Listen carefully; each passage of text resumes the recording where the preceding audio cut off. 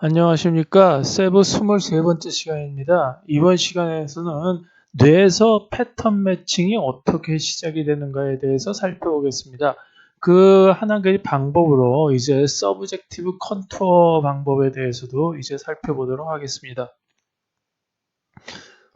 패턴 매칭은 MPK 셀에서 각각 V2에서부터 시작이 됩니다. 그래서 M셀에서는 이제 음영 패턴, 즉 이제 그림자 패턴하고 이제 어둡고 밝은 그런 패턴이죠. 그 패턴을 이제 주로 검출을 하고요. 그 다음에 이제 PK셀에서는 이제 해상도를 높여서 이런 식으로 이 각자 좀 중요한 부위, 그 중요한 부위를 이제 눈동자를 돌려가면서 이제 옮겨가게 되는데요. 그거를 이제 사케드라고 그랬죠.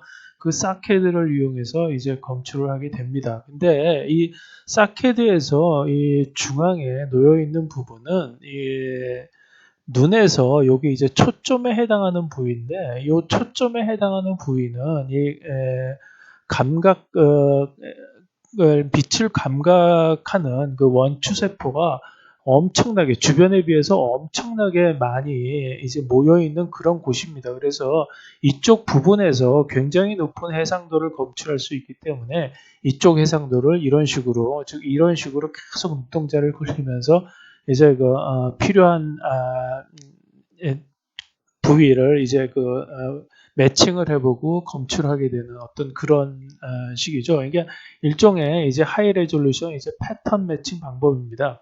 그래서 이제 요런 가운데 아주 굉장히 좀 작은 부분이에요. 초점 가장 작은 부분에 리셉터 즉 이제 감각기 세포가 많이 몰려 있다는 그런 말씀을 드리고요. 여기 있는 거는 여기 맹점이고 여기 빨갛게 표시된 거는 이제 간상 세포라고 그래가지고 여기 가운데 있는 원추 세포하고는 좀 다릅니다. 그래서 이 간상 세포는 요거 이제 밤에 어두울 때 이제 작용하는 나잇 비전이고 요거는 이제 밝을 때 작동하는 이제 데이 비전 이렇게 형성이 되어 있습니다. 눈동자는. 그래서 여기 전에 이제 계속 이 그림이 나오는데 이제 이 그림에서 전에 바로 전 시간에도 말씀드렸듯이 여기서 그 기초적인 물리량 4개는 V2 영역에서도 계속 이렇게 검출을 합니다. 근데 약간 이제 검출하는 거가 이제 다르죠. 여기서는 이제 단순한 물리량이었다 그러면 여기서는 이제 패턴에 의한 검출이 시작되는 겁니다. 그래서 패턴에 의한 검출 중에서도 그 완벽한 이런 패곡선이 있을 때만 검출하는 게 아니고 어떤 특징적인 그런 코너라든가 이런 부분이 일부분은 뭐만 있을 때, 즉 쪽지문이라고 전에 이제 말씀을 드렸죠. 그 쪽지문 같은 어떤 그런 상태 패턴으로 검출하는 거를 이제 서브젝티브 컨토다 이런 식으로 이제 명명을 했습니다. 그래서 여기 M셀 대 나름대로 계속 패턴을 검출을 하고 있고요. 그 다음에 여기 PSL하고 K셀은 또 그 나름대로 계속 패턴을 매칭하면서 검출을 하고 있습니다. 이쪽 부분이 칼라하고 고해상도 부분이고 이쪽 부분이 이제 흑백이고 저해상도 부분이 되겠죠. 그래서 이제 M셀 음영 패턴의 사이즈 및 그레이 레벨 이렇게 되어 있는데 M셀에서는 이런 식으로 이제 굵직한 음영 패턴을 나타냅니다. 이 패턴을 굵직굵직하게 밝고 어두운 것만 보면은 이제 빛의 방향하고 이제 표면이 올록볼록이 어떤 식으로 되어 있는가 이거를 추정할 수가 있어요. 그래서 여기서 보시면은 이제 이거는 이제 정상적으로 굉장히 이제 하이 레졸루션 즉 256by 256으로 맞춰져 있는 그런 사이즈고 그 다음에 레벨도 굉장히 큽니다. 65,536개의 레벨을 가지고 있고요. 비트수로 따지면 이제 16비트죠. 요거는 이제 8비트로 줄인 후 사이즈를 32by 32로 이제 줄인 거고요. 요거는 이제 사이즈가 8by 8에다가 레벨이 파이트하고 블랙 2개 레벨밖에 없어요. 그래서 요거를 보시면은 여기가 이제 코 부분이 이렇게 나와 있는 거죠. 여기가 이제 볼 쪽이 되겠고 이런 식인데 이 패턴만 이걸 이제 바이너리 패턴이라고 그러죠. 바이너리 패턴 극단적으로 말씀드리면 이제 바이너리 패턴에서부터 시작을 해가지고 이런 패턴을 가지고 있는 그러한 것들을 전부 조사를 해서 그걸 후보로 놓고 그 후보들 중에서 또 이제 더 이제 해상도가 높은 거를 또 탐색을 하고 여기서 또 개수를 줄인 다음에 여기서 또 이제 완전히 이제 특징 짓는 그러니까 특정을 하는 그런 식으로 이제 이루어지는 게 이제 인식의 과정인데 이거를 이제 사이즈하고 그레이 레벨을 어느 정도로 놓느냐 이런 거는 이제 경험이나 이런 에 의해서 이제 정할 수가 있겠죠. 그런데 이제 이렇게 바이너리로 이런 식으로 바이너리로 만든 이 음영 패턴을 이제 밑에 표시를 해놨습니다. 근데 이제 이 사각형 자체를 이제 화면 전체라고 한번 생각을 해보죠. 그래서 화면 전체에 우리가 볼 수 있는 거는 어차피 화면 전체밖에는 없으니까 이 화면 전체에 우리가 알고 있는 어떤 그러한 패턴이 들어가 있으면은 우리는 이거 얼굴이다라고 이제 이거 인식을 할 수가 있어요. 근데 이게 점점 사이즈가 커지면서 이런 식으로 이것도 이제 얼굴 중에 하나 얼굴의 밑부분을 이제 표시를 한 건데 점점 커져서 이 정도만 좀 커져도 이게 사실은 뭐 얼굴의 음영 패턴일 수도 있고 그렇지 않으면 어떤 다른 물체의 이제 음영 패턴일 수도 있고 이런 식으로 구분이 안 되기 시작을 해요. 그래서 우리가 인식이 될 수 있는 가장 큰 패턴은 어떻게 정할 수 있냐면 화면 내에 즉 우리 눈 안에 어느 그 물체를 인식할 수 있는 최대 패턴이 들어가 있을 때 그거 물체를 인식을 할 수 있다. 이런 여기서부터 이제 출발을 하겠습니다. 그래서 RF 가장 큰 RF 그걸 이제 RF라고 그러는데 가장 큰 최대 RF는 이제 화면 전체가 되겠고요. 그 안에 물체가 이제 온전하게 다 들어가야지 인식이 가능하다. 여기서부터 이제 출발을 해 보겠습니다. 그러면 이제 가장 큰 RF인 화면 전체에 그러면은 우리가 템플릿에 이제 종류 개수가 몇 개 정도가 들어갈까? 결론부터 말씀드리면 거의 무한계죠. 왜냐하면은 우리가 화면에 잡히는 거는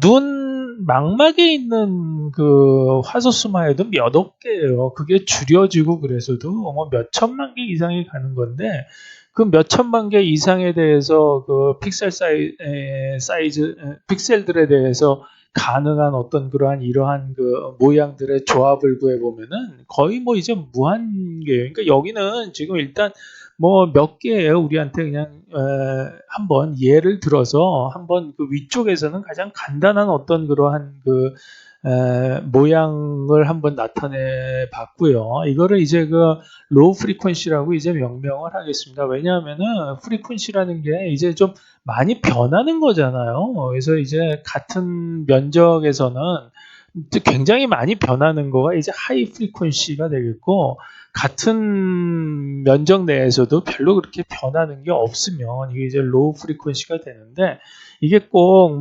프리퀀시가 꼭 이제 소리나 전파 이런 쪽에서만 따지는 게 아니라 이렇게 모양에서도 따질 수 있다는 점, 이거를 그렇게 생각을 하시면 되겠습니다. 그래서 중간 정도는 좀 오면은 좀 복잡해지고요. 그 다음에 이제 좀 더 복잡한 거를 그려보면 제 밑단에 있는 이게 이제 하이 프리퀀시 쪽이 되는데, 이 모양에 관한 거 이제 공간 주파수라고 그러죠. 이제 시간에 관한 거 이제 시간 주파수라고 그러고 하여튼 이 공간 주파수가 굉장히 많이 변하는 거예요.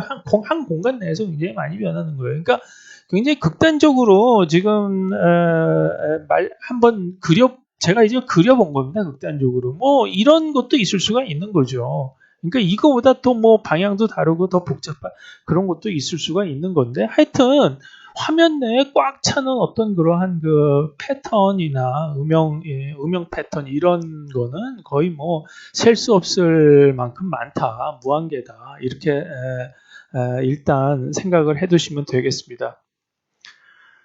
그러면 이제 이렇게 많은 무한계에 가까운 그렇게 패턴들을 전부 모든 그 우리 눈으로 보는 그 입력마다 전부 대조해서 그거를 조사할 수 있느냐? 없지요. 그렇게 되면은 거의 이제 우리 뇌가 뭐 진짜 엄청나게 커도 한 건물만 한다고 하더라도 거의 뭐 감당을 할 수가 없을 겁니다. 그래서 이게 이제 그렇게 감당할 수 없는 이제 신의 개수에 대한 패턴 개수에 대한 이제 신의 해법이다.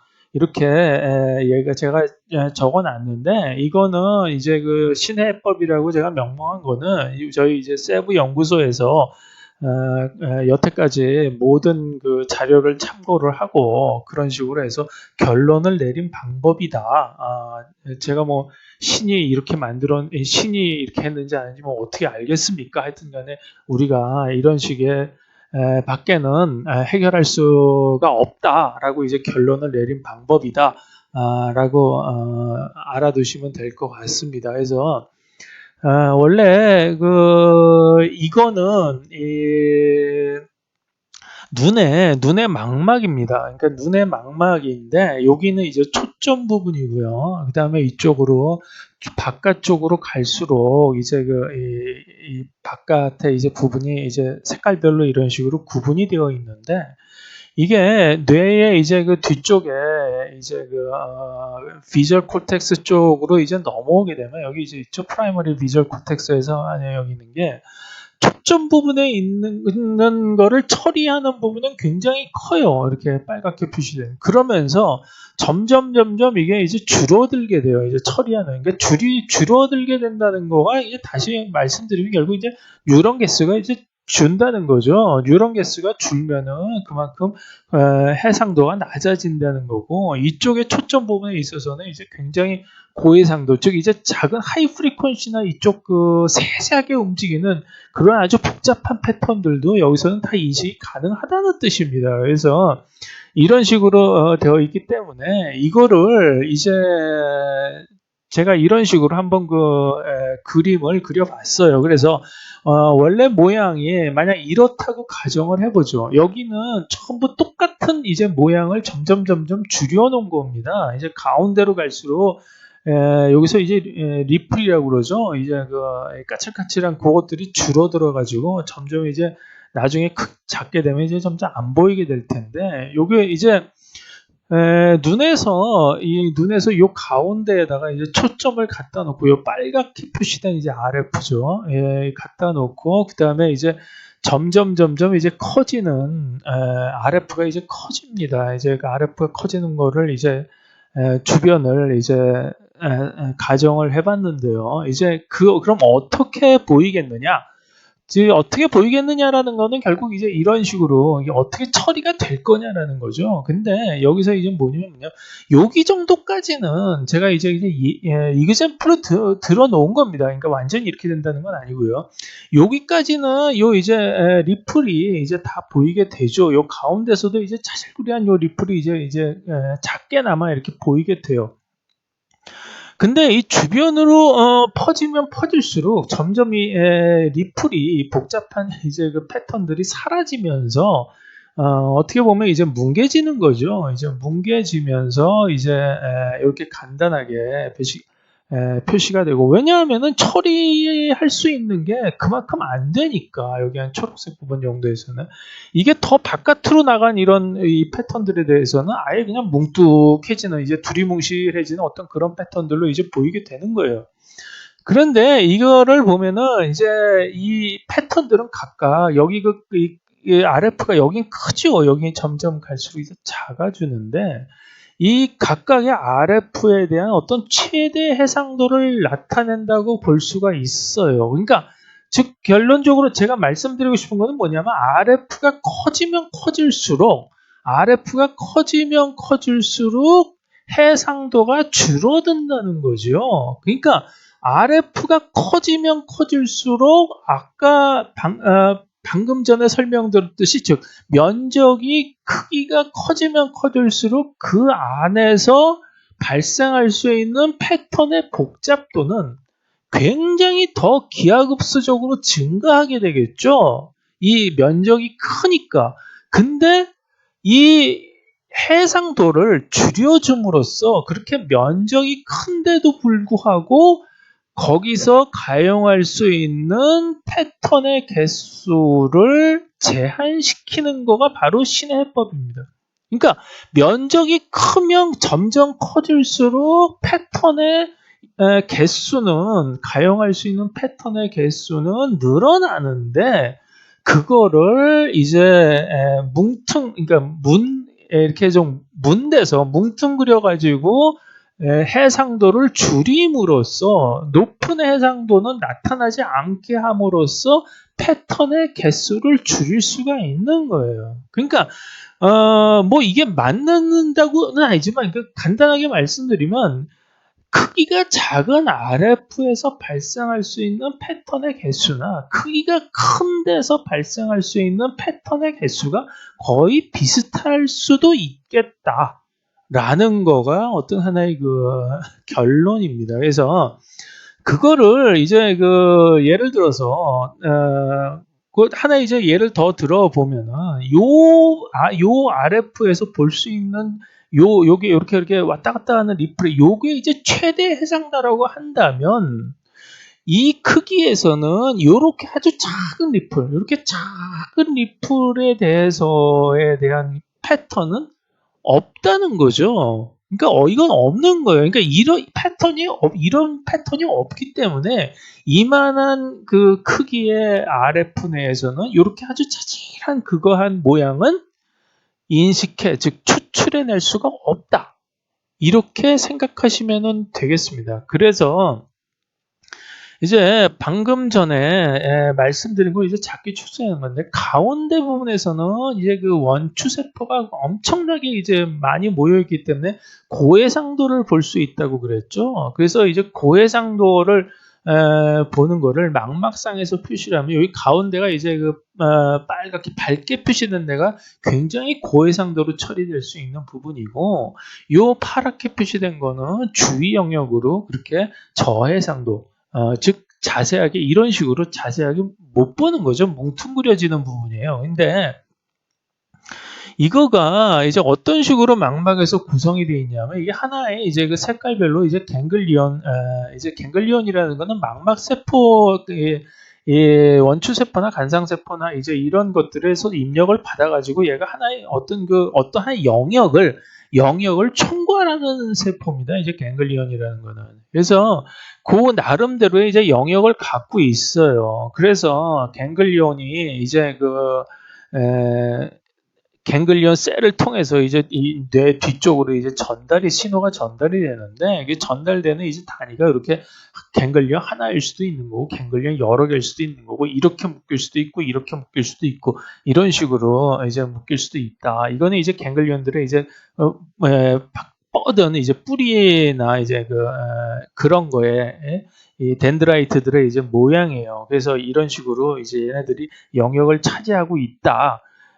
그렇기 때문에 이제 이런 현상이 나타나는 건데 그 현상을 이제 좀 대략적으로 표시를 하면은 이제 갱글리온에서 이제 갱글리온이 한 20가지 종류가 넘어요. 근데 이제 그 중에서 가장 대표적인 거 2가지를 들면 이제 페러솔 갱글리온이라는 게 있는데 그거는 이제 이 범위가 이제 이런 식으로 커요. RF 범위가 커서 이렇게 RF가 애들이 큰데 그 큰 페러솔 갱글리온조차도 바깥으로 나가면 나갈수록 점점 더 커집니다. 그러니까 누가 여기 가운데 이제 초점을 맞추고 있다 그러면 바깥쪽은 이제 커진다는 거죠. 그리고 이제 미지 갱글리온이라고 해서 이제 크기가 이제 작은 것들이 여기 안에 이제 아주 여기 요 가운데 초점에서는 이제 엄청나게 세세하게 이제 모여 있죠. 거기서 고해상도를 이제 디텍션을 할 수 있는 거고요. 전에 말씀드렸듯이 이제 중요한 포인트에 따라서 이제 이렇게 고해상도, 초점 부분이 막 이렇게 사케드로 이제 움직이게 됩니다. 어쨌든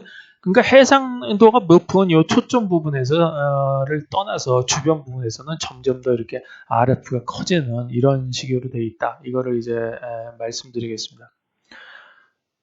그래서 이제 모든 RF에서 검출된 쉐입은 C8R로 코딩된다. 이게 이제 어떤 그 세우에서 가장 핵심적인 내용입니다. 그러니까 RF는 굉장히 여러 개가 있어요. 전 시간에도 말씀드렸지만 작은 RF부터 시작해가지고 큰 RF로 계속 커지고 그 다음에 그 밑에 전 단계에서 RF에서 얻은 것들을 다시 그 윗 단계에서 통합을 하고 그러니까 통합하는 데 있어서는 더 큰 RF가 필요하고 이런 식으로 이제 쭉 나가면서 이게 레이어가 전축에서 30 몇 개 이외에도 엄청나게 더 많이 있을 수 있다 이렇게 말씀을 드렸죠. 그래서 이거에 대한 설명은 전 시간에 이제 드렸으니까 이제 여기서는 이제 그만하기로 하고 이렇게 이제 그 각각의 RF 값마다 이제 전부 이 검출을 하겠죠. 이제 뭐 원이 됐건 뭐 호가 됐건 뭐 라인이 됐건 이제 검출을 할 겁니다. 그래서 그 검출된 거를 전부 C8R 값으로 전부 이렇게 코딩 값을 전부 기록을 해야지 됩니다. 그러니까 프로그램으로 짤 때는 이렇게 할 수밖에 없어요. 그래서 이거를 전부 하는데 뇌에서는 어떻게 되어 있냐면은 여기서 이제 뇌에서는 이제 C8R 값이 필요가 없어요. 왜냐하면은 뇌에서는 이게 레티나 토픽이라고 그래가지고 여기 이게 레티나 토픽을 간단하게 그려놓은 그림입니다. 이게 이제 눈의 망막이 상에 있는 거죠. 그래서 여기 색깔별로 이제 보시면은 여기가 이제 하얀색부터 해가지고 이제 그 하늘색 이제 이렇게 해서 점점 이런 식으로 이제 표시가 되어 있는데 여기가 제일 이제 주위 부분 바깥 부분이죠. 이게 V1으로 보면은 이게 그대로 이게 그러니까 대응이 됩니다. 그래서 여기가 초점 부분에 해당해서는 여기가 이제 처리하는 셀들이 굉장히 많다는 거를 이런 식으로 표시를 한 겁니다. 그래서 이거 굉장히 이게 볼록해지면 굉장히 많은 거죠. 그러니까 이거를 이제 그림으로 그리기 위해서 이런 식으로 이제 이걸 펼쳐놓으면은 이제 좀 많아지는 거죠. 그러면서 바깥으로 갈수록 점점 처리하는 셀들이 줄어들어요. 그러니까 줄어들긴 하지만 요 위치에 해당되는 거 여기가 있고 요 위치에 해당되는 거 여기에 있고 요 위치에 해당되는 거 여기에 있고 전부 이게 위치가 전부 맞게 대응이 된다는 거예요. 그래서 위치가 전부 대응이 되기 때문에 어떤 위치에 있다고 그러면 이거는 망막상에 어떤 위치에 있기 때문에 요 위치에 있는 거하고 요 위치에 있는 거는 전부 이웃들이 되는 거예요. 전부 주위에 있는 것들. 그래서 여기서 이런 식으로 RF를 잡으면은 얼마든지 그 주위에 있는 것들을 다 모을 수가 있기 때문에 여기에 대해서는 뭐 위치 정보라든가 아니면 곡률 정보라든가 곡률 정보는 얘가 따로 갖고 있으니 여기서 자기가 뉴런들이 갖고 있으니까 그러니까 그거 두 개를 합쳐가지고 이런 식으로 그러니까 레티나 토픽이라는 거를 형성을 하면서 이러한 그 C8R 값을 대신하는 그런 구조로 되어 있다는 거죠. 이게 V1에서 이제 이렇게 되어 있다가 이제 V2에서 템플릿으로 가면서 이 구조가 깨지기 시작을 해요. 그러면서 이제 그 V2로 가면은 이제 각각이 다 성분이 나눠져서 가지고 오리엔테이션대로 가고 뭐 컬러는 컬러대로 가고 이런 뭐 뎁스는 뎁스대로 가고 이런 식으로 구분이 됩니다. 그래서 하여튼 V1까지는 이런 식으로 되는데 V1에서 검출되는 모든 RF 내에 들어가는 모든 값들은 전부 C8R로 코딩된다. 이게 핵심입니다. 세부의 핵심입니다. 다시 말씀드리면 모든 RF에서 검출된 쉐입의 인포메이션은 전부 C8R로 코딩된다. 이렇게 기억해 두시면 될 것 같습니다. 그러면 이제 과연 진짜 이런 아까 보여드렸죠. 이런 극단적인 값들까지 기억할 필요가 있을까? 결론은 없다는 거죠. 그리고 할 수도 없어요. 뇌의 능력상. 아까 말씀드렸듯이 뇌가 부피가 한 건물처럼 그렇게 크게 돼 있는 것도 아니고 한계가 있기 때문에 그래서 물체 인식에서는 어떻게 하냐면 그 특정 부위만 아까 이제 신의 해법이라고 했죠. 특정 부위만을 자세하게 살피고 그러니까 특정 부위라는 거는 그 사람이나 그 물체를 아주 특정할 수 있는 시그니처. 그러니까 시그니처 부위만 자세하게 탁탁탁탁 살펴서 나머지는 낮은 해상도로 이제 기억을 하는 거예요. 그래서 그러니까 예를 들어서 보면 이제 그 트럼프 같은 경우가 우리가 이렇게 볼 때 제가 이게 지금 이게 굉장히 크게 이제 확대를 시켜놨는데 요 눈에 초점을 맞춰서 눈에 초점을 딱 맞추고 보세요. 그러면 벌써 요 정도 크기의 그림이라고 해도 여기 눈에만 자세하게 보면은 이쪽 그 머리하고 이쪽은 보이긴 보이는데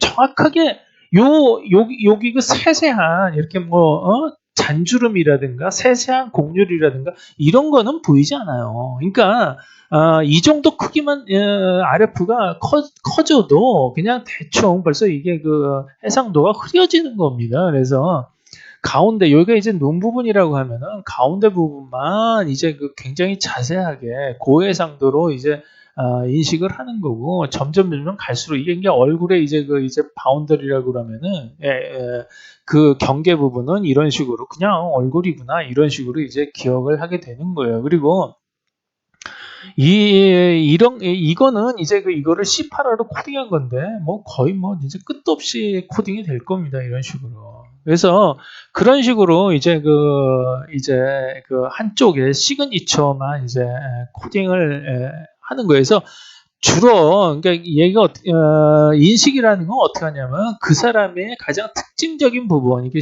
시그니처 그러니까 코 부분에 조금 이제 여기 콧구멍 부분이라든가 입의 입술 부분 그다음에 그다음에 어디에 이런 특징적인 부분들만 착착착착 고해상도로 기억을 하고 나머지는 대충 이게 여기가 턱이 둥글구나 여기가 턱이 뾰족하구나 머리가 백발이구나 앞으로 튀어나왔구나 이제 어떤 그러한 특징들만을 기억을 해가지고 그거를 뜯어 맞추는 거예요. 그러니까 그래서 맞출 때는 이런 그 시그니처 부분에 대해서는 이제 그것만 기억을 해도 그러니까 나중에 예를 들어서 이 트럼프의 눈의 어떤 시그니처 부분이 굉장히 다른 사람하고 좀 다르다라고 하면은 이걸 다 가리고 눈 부분만 이것만 싹 보여줘도 이건 트럼프다라고 맞출 수가 있어요. 왜냐하면 눈이라는 것 자체가 어떤 다른 사람하고 구별짓는 어떤 그러한 그 시그니처, 그러니까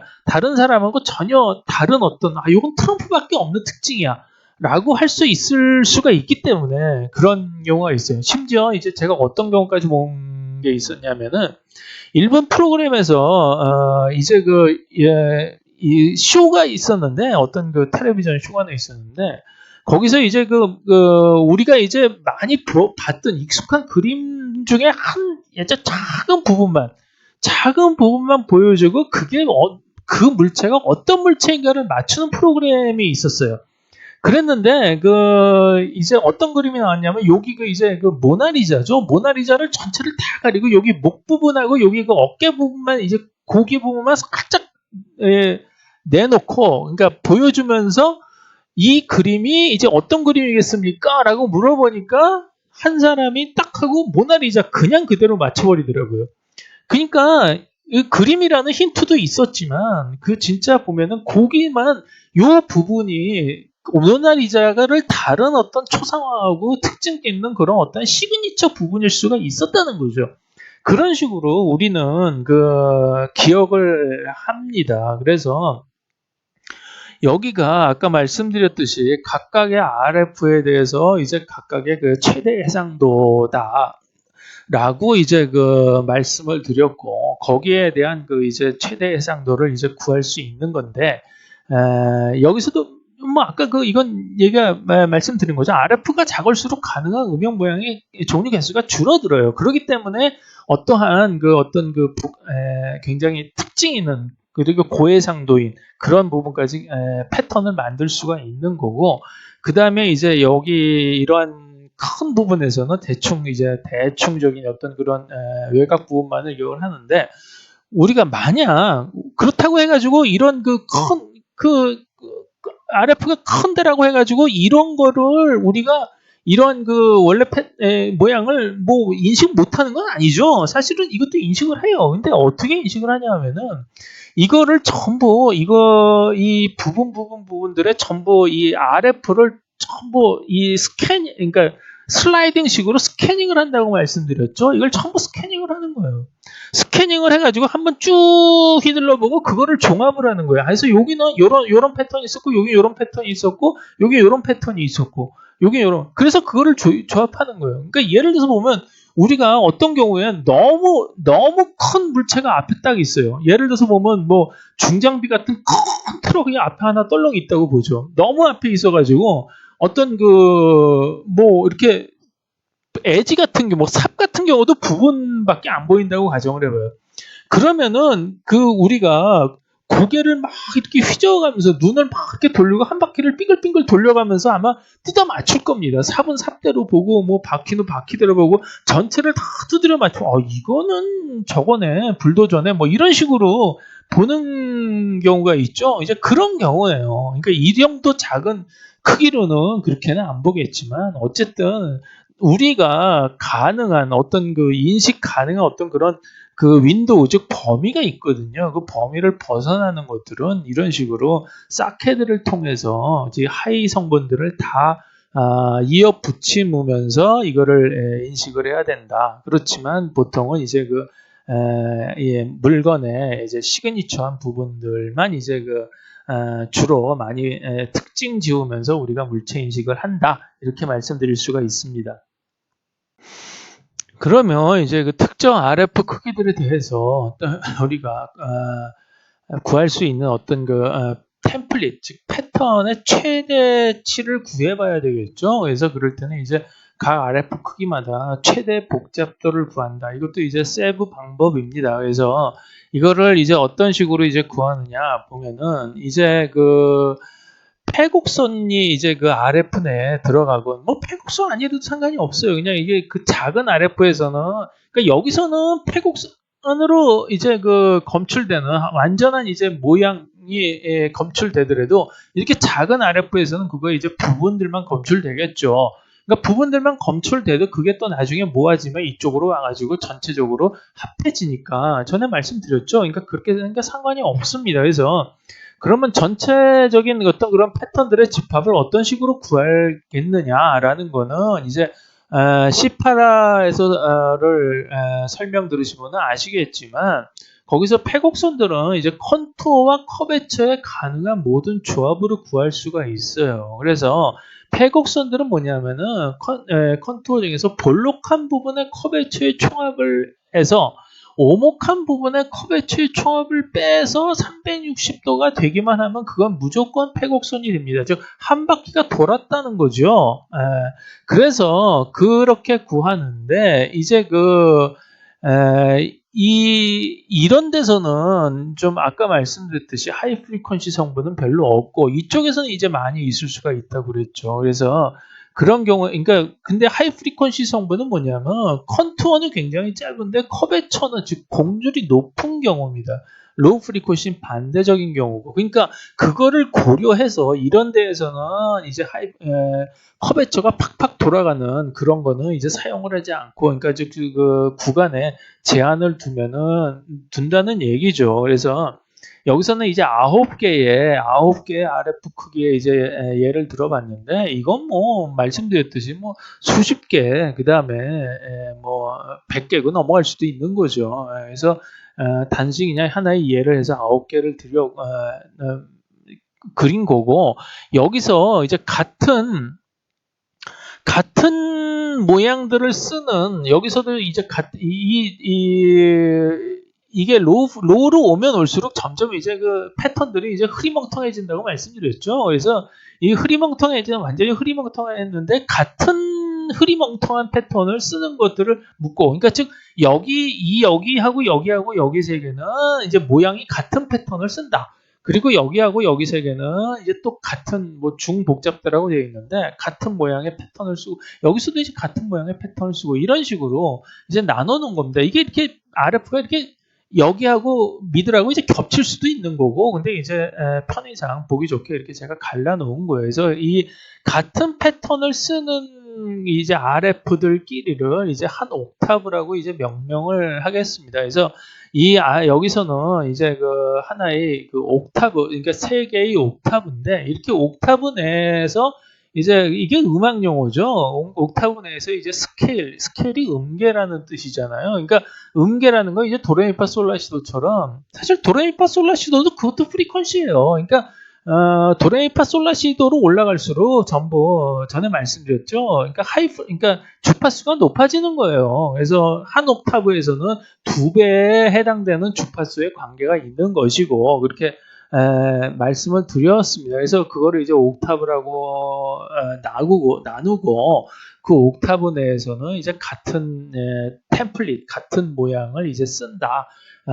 그리고 그걸 이렇게 나눈다. 그거를 이제 나눠 놓은 거예요. 그래서 그러면 한 옥타브당 어떤 식의 어떤 모양의 이제 패곡선 템플릿을 가질 수가 있겠느냐? 이거는 뭐 각종 그 지금 유행하는 딥러닝에서처럼 어떤 학습 데이터가 없어도 그냥 C8R을 이용을 해서 구해낼 수가 있어요. 이제 말씀드렸듯이 이제 그 구간의 제한을 둬서 그 커베처하고 그 다음에 컨투어에 가능한 모든 조합들을 전부 두루프로 돌리면 됩니다. 그런데 그럼 뭐 몇십만 개도 나올 수 있고 뭐 몇백만 개도 나올 수가 있어요. 어쨌든 간에 그거는 이거는 이게 범위를 제한시켜 놨기 때문에 개수는 유한계가 된다는 거죠. 그러한 템플릿의 앙상블, 즉 여기서는 이제 미들 옥타브 앙상블의 예인데, 이 앙상블이라는 거는 집합 통계학에서 나오는 용어죠. 이게 전체 집합을 앙상블이라고 그래요.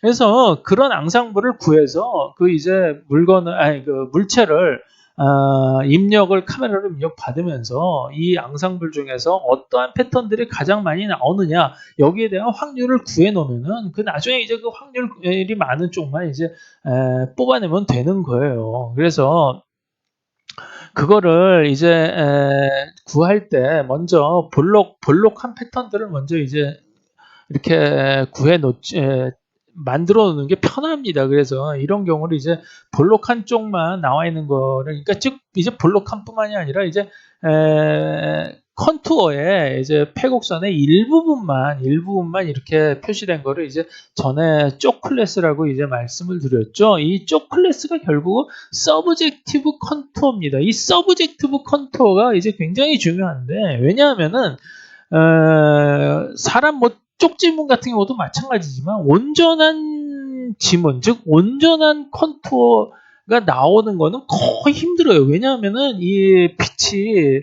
비추면서 여기 경계선이 없어질 수도 있고, 그리고 이제 이게 가다가 끊어질 수도 있고, 이게 가려서, 그죠?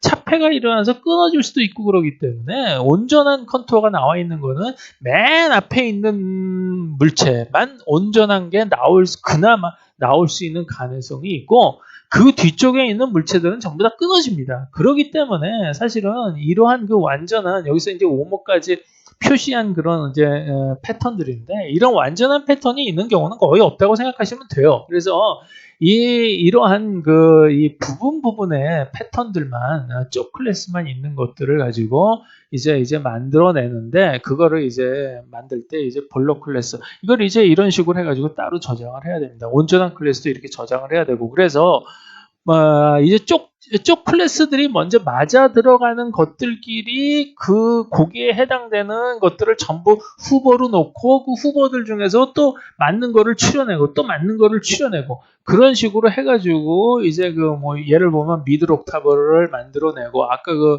모나리자 말씀드렸죠. 그래서 이제 모나리자 어깨 쪽 고기는 이제 미들 옥타브에 해당되는 걸 거예요. 그래서 그런 경우는 이제 미들 옥타브를 구해내고, 그 다음에 그 사람이 모나리자라고 못 맞췄으면 점점 더 많은 부분을 보여주겠죠. 그러면은 많은 부분을 보여줄 때 거기서 이제 시그니처에 해당되는 하이 옥타브가 나오면 그거를 또 맞춰보고, 또 여기서도 못 맞추면 또 로우 옥타브 전체적인 외관을 맞춰보고, 이런 식으로 맞출 때까지 계속적으로 이렇게 구해내는, 즉 템플릿을 맞춰보는 그런 거가 이제 인식 과정입니다. 그래서 이제 지금까지 말씀드렸던 그런 것의 인식 과정의 예를 보면은 지금 말씀드렸던 거하고 똑같아요. 그러니까 왜냐하면은 처음에 우리가 물체를 기억을 할 때도 아까 말씀드렸듯이 여기 눈을 먼저 이렇게 사케드를 통해서 눈을 본다 그러면 눈에 해당되는 이제 그 패턴을 기억을 하겠죠. 그 다음에 여기 이 점점점 넓어지면서 이렇게 큰 패턴까지 다 기억을 하게 될 거예요. 그러니까 물론 이 패턴하고 이 패턴이 제가 지금 편의상 똑같이 그려놨습니다. 이 패턴하고 이 패턴은 다른 패턴이 되겠죠. 옥타브가 다르니까. 그러니까 그렇게 되면은 이제 이러한 여기 패턴을 가운데를 뭐 눈만 딱 보고 이 눈만 딱 보고 이 사람이다 그러면 알면 좋겠지만 그렇지 않고 알 수 없으면 아까 모나리자 얘기처럼 점점 확대를 해가면서 해야지 맞춰가야 되는 건데 어쨌든 맨 처음에 이 사람을 기억을 할 때 우리가 눈을 봤다. 눈을 봤을 때는 이 눈만 기억하는 게 아니고 여기 미들 옥타브, 즉 미들 옥타브에 해당되는 패턴도 이렇게 흐릿하게나마 기억을 하고 그 다음에 로우 옥타브에 해당되는 것도 기억을 합니다. 그래서 예를 들어서 여기서 보면 이제 세 옥타브인데 각 옥타브에 해당되는 모든 패턴들을 다 기억을 하기 때문에 이걸 반대로 기억할 때의 반대로 인식을 할 때도 이 세 옥타브에 해당되는 거를 다 맞춰 봐야지 돼요. 그렇지만 이게 이렇게 흐릿한 경우에서는 이제 여러 사람도 다 또 비슷한 모양이 나올 수가 있기 때문에 가장 크리티컬하게 바로 이 사람이다라고 우리가 정확하게 판단할 수 있는 거는 주로 하이 옥타브의 시그니처 부분에서 발생이 되는 거예요.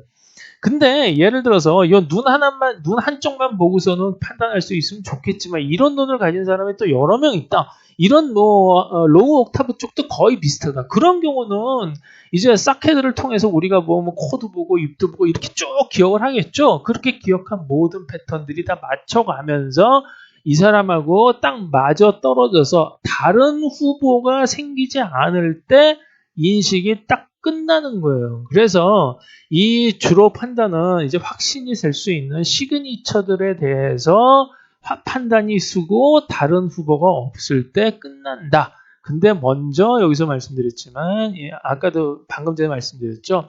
먼저 쪽 클래스부터 탐색을 하는 경우가 많다. 왜냐하면은 전체가 다 안 나오는 경우가 태반이기 때문에.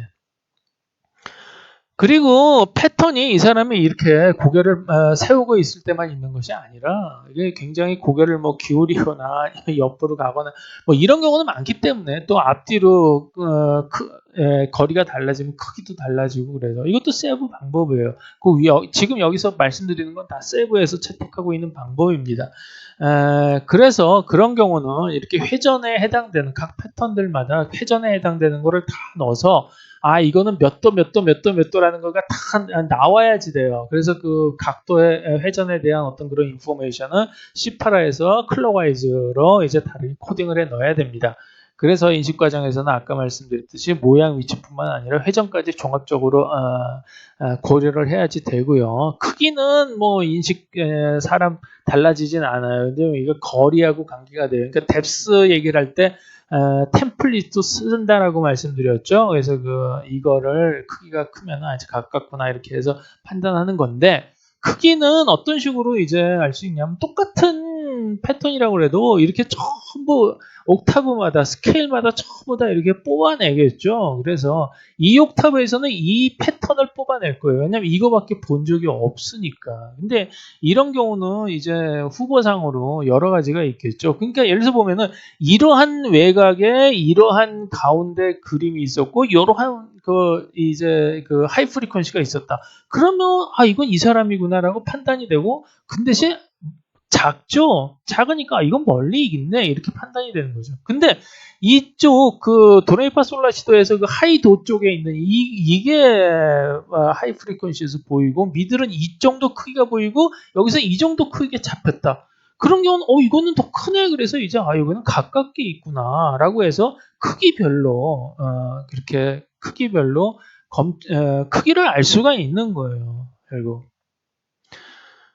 그러면 이제 크기가 너무 커서 아까 불도저 말씀드렸죠. 이제 고개나 머리를 이렇게 돌리고 눈을 막 이렇게 돌려가지고 그 각각의 작은 RF에서 만들어낸 그거를 전부 뜯어 맞춰서 한꺼번에 그 인식을 해야 되는 그런 큰 물체인 경우에는 어떻게 해야 되느냐. 이것도 세부에서 채택하는 방법이죠. 그래서 지금 제가 이렇게 말씀드리는 부분은 다른 책에는 없는 내용이에요. 저희가 뭐 한 10년 이상 연구를 해 가면서 얻어낸 결론이라고 말씀드릴 수가 있어요. 그래서 하나의 RF에서 검출될 수 없는 큰 물체들은 이제 사케들을 이용해서 부분 검출 후에 이제 합쳐서 코딩한다 이렇게 되어 있죠. 그래서 이제 여기 그 이런 식으로 빨간 거를 이렇게 이런 물체는 아까 불도저처럼 나눠서 이제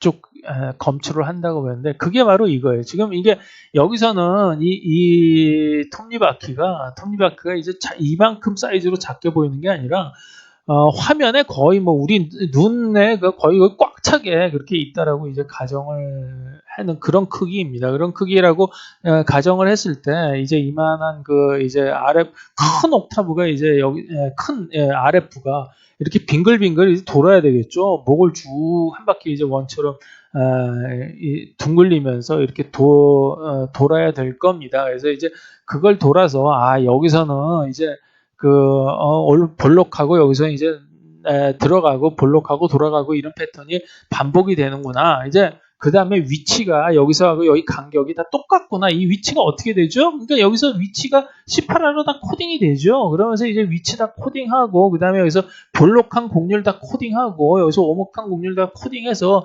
이게 똑같은 패턴이 여기서 반복이 되는구나 라고 해가지고 이거는 패턴을 보면은 이거는 원으로 이렇게 좀 그 간략화 시킬 수가 있겠다. 이렇게 우리가 뭔가 이렇게 간단한 패턴으로 위치 정보를 간단한 패턴으로 이렇게 좀 공식화 즉 포뮬라로 만들 수 있는 거에 대해서는 그렇게 포뮬라로 만들어서 넣어요. 그러니까 넣어서 이거를 패턴으로 만들어내면은 그 다음서부터는 그 만들어진 패턴에 의해서 이게 전부 이렇게 뭐 색깔이 다르건 뭐하건 전부 이렇게 이만한 그 이제 RF들을 잡아가지고 여기 뭐 이런 그 톱니바퀴가 이제 그 5개가 이제 있구나 이렇게 인식이 되는 거죠. 근데 이렇게 하나를 알고 나서 이렇게 모양이 다른 톱니바퀴들을 이제 이건 또 뭐야? 이건 톱니야? 아니야? 이런 식으로 이제 판단할 수가 있는데 전에 제가 뭐라고 말씀드렸죠? 엑스파라 설명드릴 때 기능별로 코딩을 한다. 그러니까 이 톱니라는 것 자체가 이렇게 왜 삐죽삐죽 나와 있고 여기가 이제 중간에 막 이게 엇물려 있는가 이거 얘기를 기능별로 아는 거죠. 돌아가는 거를 보는 거예요. 이게 걸고 넘어가는 거구나. 그래서 이제 얘도 따라 도는구나. 그러면 여기 축이 있겠네. 이런 거를 이제 많이 봐서 이제 다 경험상으로 봐서 이게 코딩이 되면 이것도 전부 여기 가운데 축이 있고 하면은 물려서 돌아가겠네. 이런 식으로 돼서 이걸 전부 다 톱니바퀴로 이제 인식을 하는 거라고 기능별로 이제 코딩이 된다고 말씀드렸죠. 전에 뭐 다리는 돌다리도 있고 현수교도 있고 이런데 딱 사람들이 다리라고 인식하는 경우도 기능별로 이제 완성을 한다. 이건 굉장히 이제 하이 기능인데 굉장히 어렵죠. 그래서 지금 아마 이런 거를 이렇게 쫙 놓고서는 여기 우리가 이제 이 경험한 패턴대로 골라봐라 그러면은 뭐 이 정도 뭐 이제 고를 겁니다. 그러니까 이 정도나 이거는 순전히 모양상으로 좀 두껍고 얇고 뭐 이런 정도에 있는 건데 이거는 뭐 가운데 하얀 저것도 없고 동그라미도 없고 이런 경우는 완전히 좀 이상하고 그죠? 이거는 동그라미가 2개씩이나 있고 그러니까 이런 경우가 좀 이제 좀 아마 모양만 가지고는 하기 힘든 경우입니다. 그래서 이제 작은 RF들을 이제 지금 톱니바퀴 설명드렸듯이 RF들의 이제 쉐입들을 따로따로 구한 다음에 그걸 이제 합쳐가지고 이제 그거를 하나의 물체로 종합을 해야 되는데 그게 아까 이제 톱니처럼 어떤 포뮬라가 간단하게 구해줄 수 있는 거면은 그러니까 어떤 거기서 이제 위치면 위치에 대한 숫자들의 수열을 어떤 법칙으로 만들 수가 있는 거죠. 아니면은 자기가 이제 레티나 쪽에서 그게 비주얼 코텍스로 넘어왔을 때 그 거리가 상호 간의 거리가 뭐 똑같다든지 아니면 그게 원의 형태를 띈다든가 이런 식으로 규칙이 있으면은 그거를 이제 만들 수가 있는데 이 규칙이 없고 굉장히 불규칙한 경우는 우리는 이제 그 텍스처라고 놉니다. 그러니까 사실은 여기서 전에 말씀드렸던 이거는 규칙성이 좀 농후한 경우 점점 아래로 내려갈수록 어떤 그 이제 세퍼러블한 거죠. 그러니까 좀 그 다른 거하고 차별화가 되는 어떤 그런 것들이 있는데 이 차별화가 되건 아니면 뭐 규칙성이 있건 간에 여기서 비슷비슷한 이렇게 그 어떤 여러 개의 모양들이 모여 있어서 하나의 이제 군집을 이루고 있는 이거를 전부 다 이거 전체를 다 텍스처라고 보고 얘기할 수가 있어요. 그러니까 이 텍스처를 이제 이것들을 어떻게 하느냐 이거에 대해서 이제 전에 문제 제기만 하고 넘어갔었죠. 그래서 여기서 이제 푸는 방법은 이제 지금 이번 강의에서 설명을 드렸으니까 아실 겁니다. 이렇게 작은 이제 RF들을 각각의 하나가 다 이제 이렇게 뽑아낼 수가 있을 거예요. 여기에 어떻게 이게 그 센터를 맞춰서 뽑아내느냐? 그거는 말씀드렸듯이 여기 센터를 맞추는 게 아니에요. 여기서부터 여기까지 전부 슬라이딩식으로 이렇게 스캐닝을 하는 겁니다. 스캐닝을 해가지고 여기 중간에 맞아 떨어지는 놈들만 바짝바짝 이제 뉴런들이 파이어링을 하는 거예요. 그러니까 그렇기 때문에 여기 4개 이제 파이어링이 됐다 그러면 여기서 뽑아내는 거는 여기는 이제 그 패턴이 이렇게 타원 패턴이 매칭이 되겠죠. 그럼 요건 타원이구나. 요건 원 패턴이 매칭이 되겠죠. 요건 원 패턴이구나. 그러니까 C8R로 코딩이 되는데 C8R에서 보면은 여기 어떤 위치에 원 패턴 하나, 어떤 위치에 똑같은 원 패턴 하나, 칼라는 까망. 그다음에 여기서 어떤 위치에 뭐 타원형 하나, 어떤 위치에 다 이게 코딩이 되겠죠. 그 코딩이 된 부분에서 다시 큰 RF를 잡아가지고 그 작게 이제 작은 RF에서 잡혀진 이제 C8R들을 다 합치려고 봤더니 여기서는 이제 전부 같은 거를 다 찾아내는 거죠. 속성들을.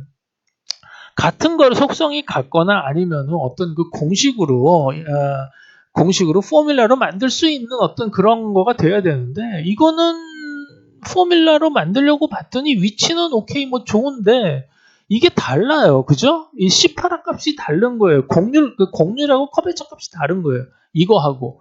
그러니까 이거는 다른 거에서 이건 다르네 하고 눈에 띄는 거예요.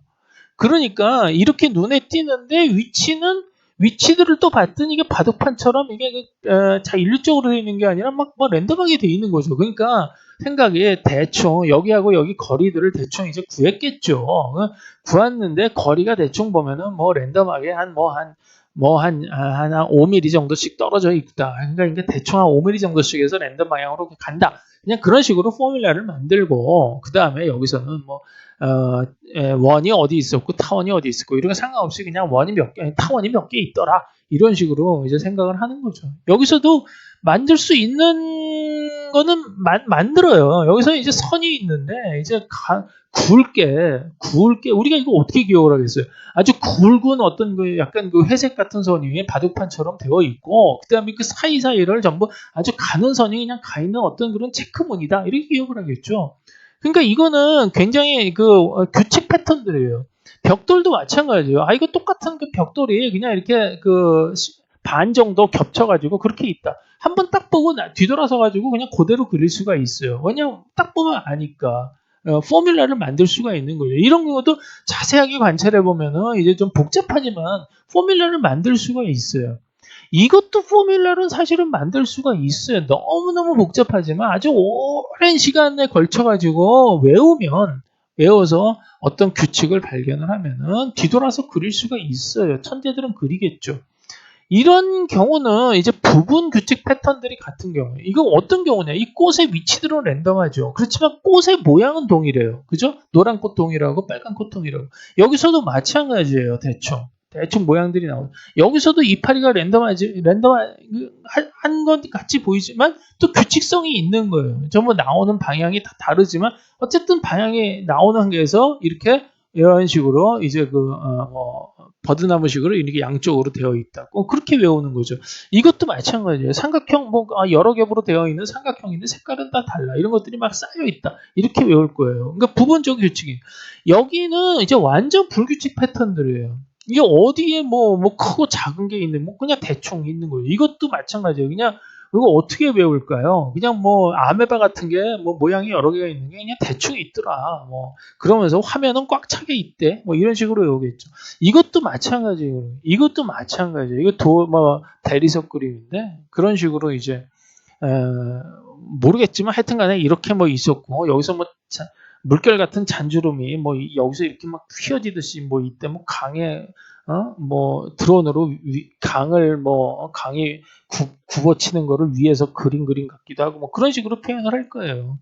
이거는 어떤 식으로라도 표현을 하겠죠. 어쨌든 간에 이렇게 텍스처들이 굉장히 많은데 이 많은 텍스처들 중에서 여러 가지 모양 종류의 텍스처들 중에서 그냥 자기가 규칙을 만들 수 있는 정도만 색깔 정도 하고 그 다음에 위치 거리라든가 그 정도만 그냥 이해가 자기가 인식을 하면 그냥 그대로 그냥 외우는 겁니다. 그게 한꺼번에 얘기해서 그냥 텍스처예요.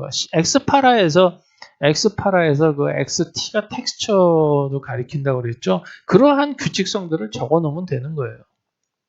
그래서 결론을 보시면은 이제 다 말씀드린 건데 뇌에서 패턴 매칭은 MPK 셀 각각 V2부터 시작을 합니다. 그래서 패턴 즉 템플릿이죠. 매칭 시에는 M셀은 음영 패턴을 잡고 PK 셀은 사케드를 통해서 이의 하이 해상도 하이 프리퀀시 쪽을 이제 측정을 해요. 그다음에 M셀은 이제 굵직한 음영 패턴을 나타내는데 이는 이제 빛의 방향하고 올록볼록한 이제 그 표면 상태를 추정할 수 있어요. 그리고 가장 큰 RF는 이제 화면 전체가 되겠죠. 그 화면 전체에 맞는 음영 패곡선, 그 템플릿이죠. 패턴은 개수는 무지무지 많아지는데 이게 이제 신의 방법은 뭐냐면 해결책이 초점 부위는 이제 이제 자유도를 굉장히 키워서 해상도가 높지만 주위로 갈수록 이제 하이 쪽은 뭉개서 자유도를 떨어뜨리면서 개수를 조절한다 이렇게 말씀드렸죠.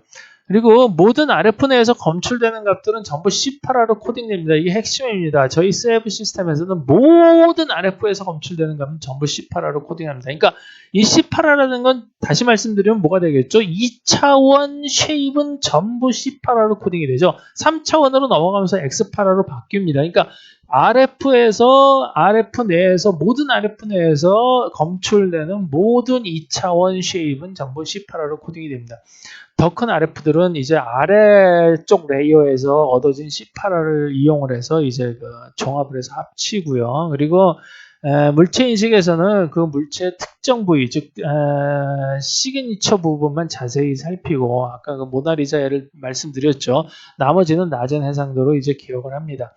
그리고 특정 RF 크기에 맞는 패곡선들은 이제 컨투어와 커베처에 가능한 모든 조합으로 구할 수 있다. 이게 세브 시스템의 가장 큰 특징이에요. 우리는 저게 그 학습 데이터가 필요 없어요. 그냥 필요한 수치를 끊어서 구간별로 끊어가지고 전부 드루프로 돌려버리면 10만 개건 100만 개건 원하는 패턴을 우리가 얻을 수가 있어요.